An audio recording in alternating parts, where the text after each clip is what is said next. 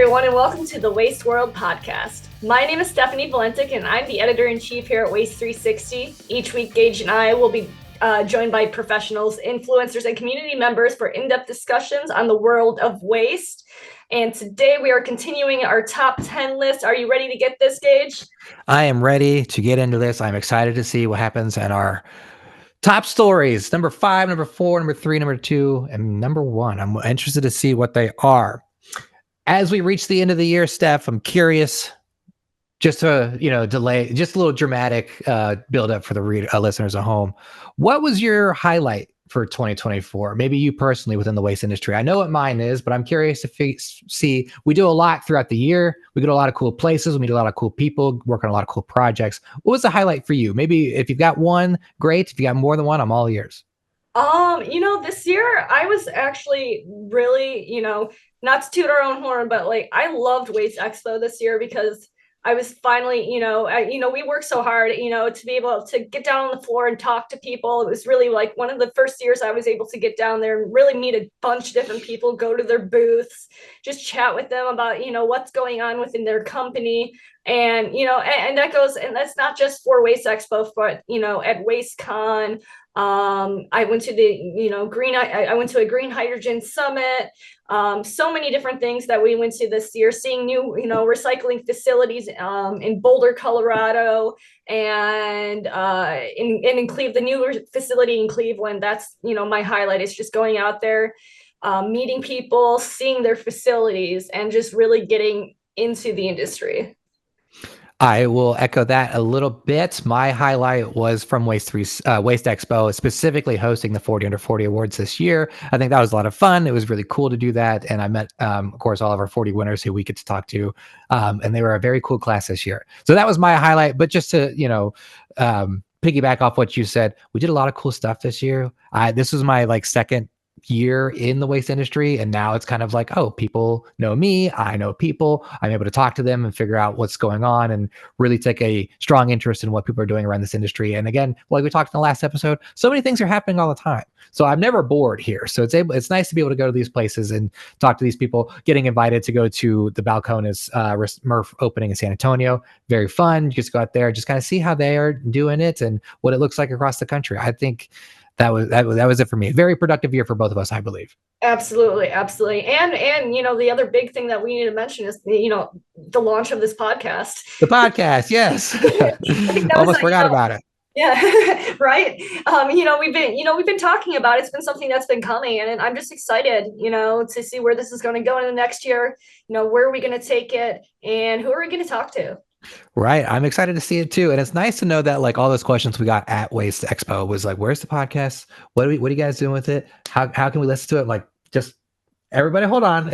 We're working on it. And now we're here. We're in the flow. We're moving and grooving. And we've had some great guests so far. I'm excited to see who comes on next year to explain to us what's going on out there. What are people doing? I'm really interested to learn and hear from some great industry voices. But until then, let's read through these stories, shall we? Awesome. Let's get started. I am going to have trouble pronouncing this title, so bear with me. Our number 5 title comes back from Barry. Number 5 says, cigarette ash littering leads to detainment and search for, oh boy, Coeur d'Alene man. Is that right? Did we get that right? I hope so. I hope so. Sorry to everyone in Idaho. I'm going to try and read through the summary as well. Summary says, police officers approached James Mark Pop as he sat on the passenger side of the front seat of a vehicle in the parking lot of a bar in Coeur d'Alene, Idaho. Pop was resting his arm out of his vehicle window while flicking ash from his cigarette onto a parking lot. An officer informed Pop that by dropping his cigarette onto the lot, he was littering. What are your initial thoughts from this story? Are you surprised to see it up here in the top 5? People were so interested in cigarette ash and litter. I think it was just a very, unique story to come out this year. And I think that's what I did so well. And you know what? I feel like that is littering too. So I feel like it also. You see it. I see those signs all the time still. Don't litter. It's a $250 fine. Cigarette butts, same thing. Don't throw them on the ground. Mm-hmm. So I agree. Don't throw anything on the ground unless it's supposed to be there. Well, hey, that referencing one of our other top five stories, the warrantless trash shirts, somebody could take your cigarette butts as DNA, samples. So, yeah, just it's important to do nothing ever. Just just don't do anything and you will be fine. But that is a cool story. Oh, and I should remind everyone that if you want to read more about each of these stories, you can find them at waste360.com. So make sure you're tuned in there. I think they'll probably be attached to each article. But yeah, click through them there. Let's move on to number 4. This was I alluded to this one a little bit, starting off as rumors, and then it seemed like it was happening. Our number 4 story reads, report claims GFL expected to start sale of environmental services this week. Of course, that ran in the second week of September. We are beyond that now. The summary says, according to a CTFN report, GFL Environmental is expected to begin selling its environmental services until this week, a unit this week, due to interest from strategic and private equity firms. What is your read on this? It's definitely something that, they've talked a lot about this in their investor meetings and their quarterly, their strategy and what they're looking to do. So for it to come to fruition, I feel like that's just something, that we'll see in the next year. We'll see where GFL is going and where their strategy is going in terms of this. So. Yeah. 2 months after this article ran, just as a follow-up, GFL put out its third quarter 2024 results with a bullet point that says environmental services sale process remains on track with expected net proceeds of at least $6 billion. So I remember we were sitting at like a work meeting and I was like, I think something's going on with GFL because we were seeing some headlines and I was sharing it with you. We were like, we should be watching this. And then started snowballing. Third quarter results come out. Here it is. This is what we're looking at. So that's, I guess, in the waste industry, even if there's smoke, there's fire. Hopefully it's not from a battery, but like, let's move on. Story number 3. We're on story number 3, right? I didn't skip one. Story number 3. This one was a fun title. I got to read this a few times for our top, This Week in Waste stories. This one is Ryan Fogelman. Story reads, Taming the Lie Ion. Why U.S. and Canadian operators lead the world in contaminants of lithium-ion battery hazards in our waste and recycling streams. The summary reads, the reality is most people don't like change. Sometimes change is self-driven, but usually there is an outside force that drives us to change. In this case, the hazard, as you can see from the increased fires from 2016 to 2018, was truly driven by an increase of unpreparedness for the lithium-ion battery onslaught that punched the industry in 2018. This goes back to our conversation about lithium-ion batteries and how they've been impacting the waste industry as a whole. Steph, what is your read here? Exactly what you just said, honestly. It's just Ryan does an amazing job, a very thorough job of getting that data and explaining what it means and talking to people in the industry, explaining the, why we need to be prepared, why, not just hindsight 2020, but what we can do in the future, what kind of, suppression systems we can put in, what you can do to actually prepare your facility for these vapes, for these batteries that are coming through. Yes, well said.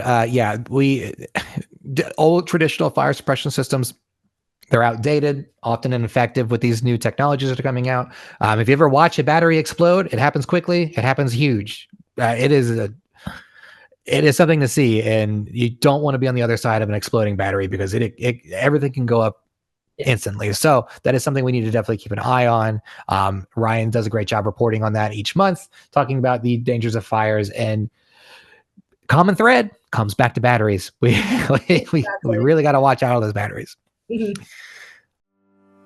Hey listeners, Waste Expo is back and bigger than ever, happening May 5th through May 8th in Las Vegas. Join the ultimate event for waste and recycling professionals to connect with industry leaders, explore the latest innovations, and take your business to the next level. And here's some holiday cheer. Kick off the new year by investing in your success with 25% off your registration. Register today at wasteexpo.com. That's wasteexpo.com, and save 25% with code HLDY252. That code again is HLDY252.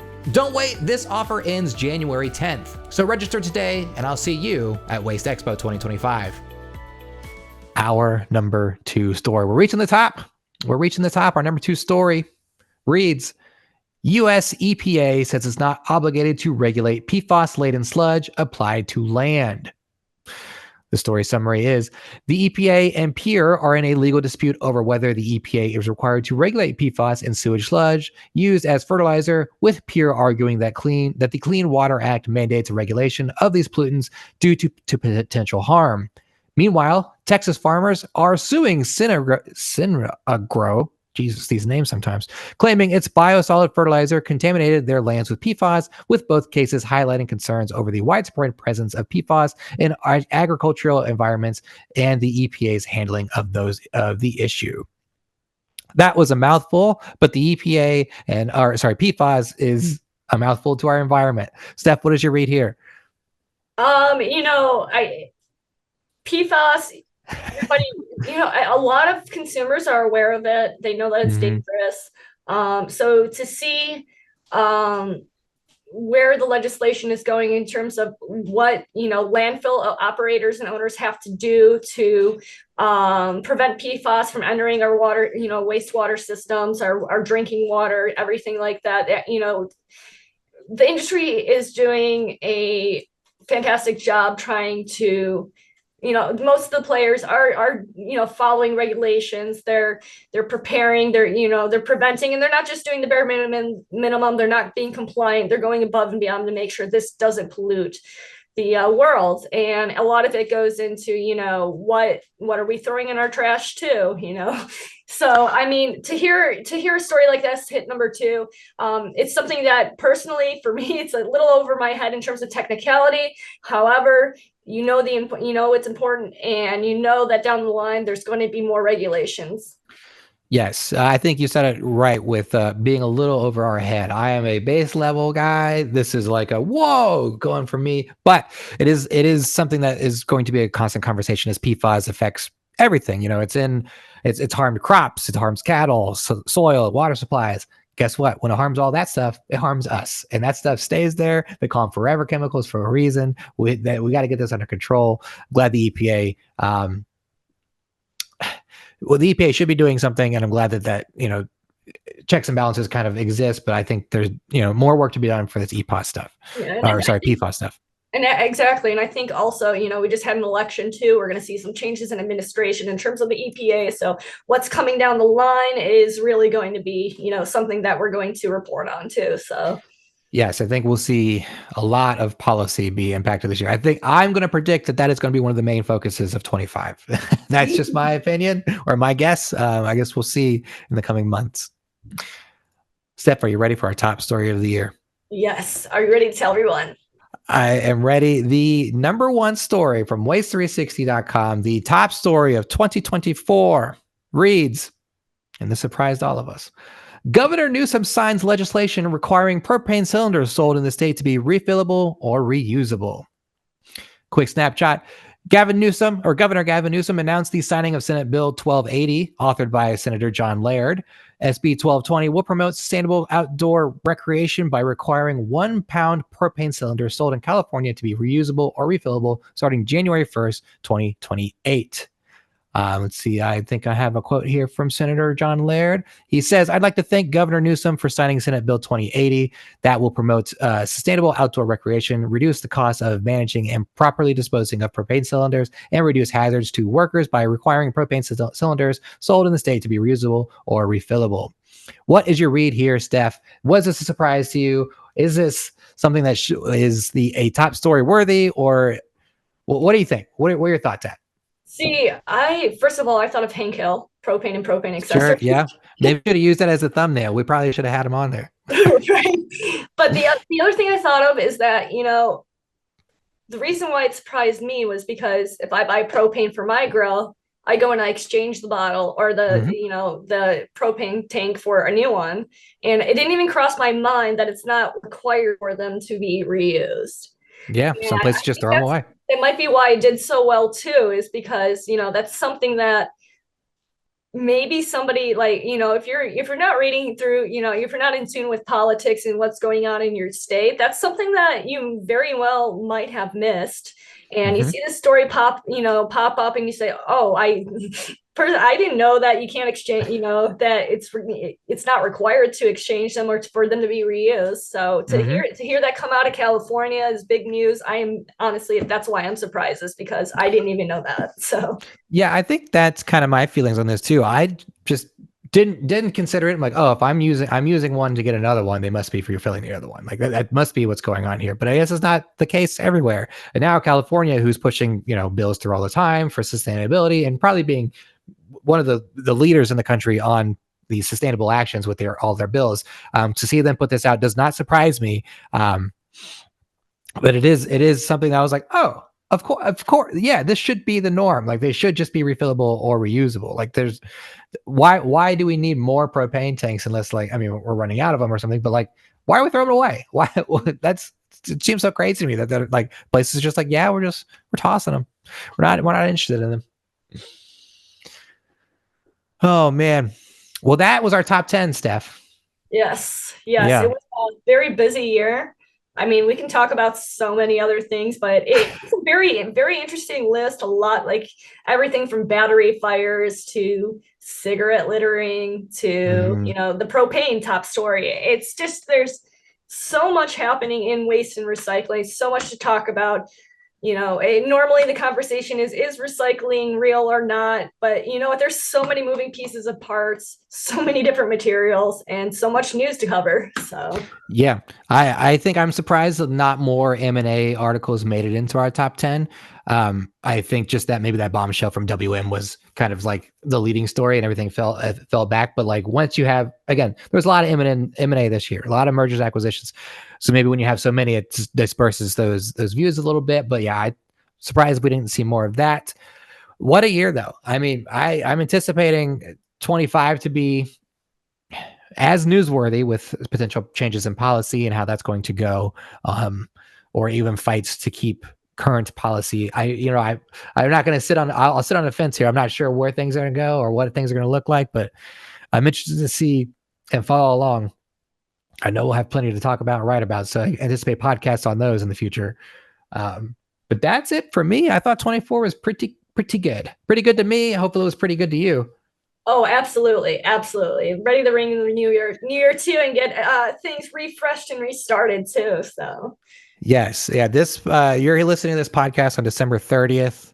Again, Waste360 will have stories every day, podcasts every week, more top story videos each week as well. You'll see us at different events. We have different events coming up then that we'll be at, and hopefully talking to a lot of industry players. and also, we're announcing our 40 under 40 winners for 2025 at the end of January here. So we Yeah. did that. So that's a That, little Easter egg here if you're listening to the episode that you're hearing right now. So yes, that I'm excited to see who made the cut. I'm always excited for the 40 under 40s because it's like, it's my biased opinion, a very prestigious award that anyone would be, happy to win. So it's always nice to talk to the winners and see what work they're doing around our industry.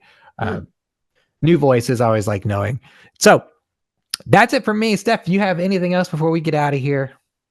just, thank you everybody for this year, for a great 2024. This has been my 5th year on Waste 360. So I'm always open, to letters from the editor, suggestions, comments, reviews. Feel free to reach out to me or Gage. We're both very open and ready to report on the news that's going to be, happening the next year. We'll see a new top 10. Well, we're going to be publishing hundreds of articles and content just for you that you can find on waste360.com. And also remember to stay tuned into our podcast on Spotify and other podcasting devices. And remember, it's our world. Let's not waste it. Thank you for Right. Happy New Year. Bye.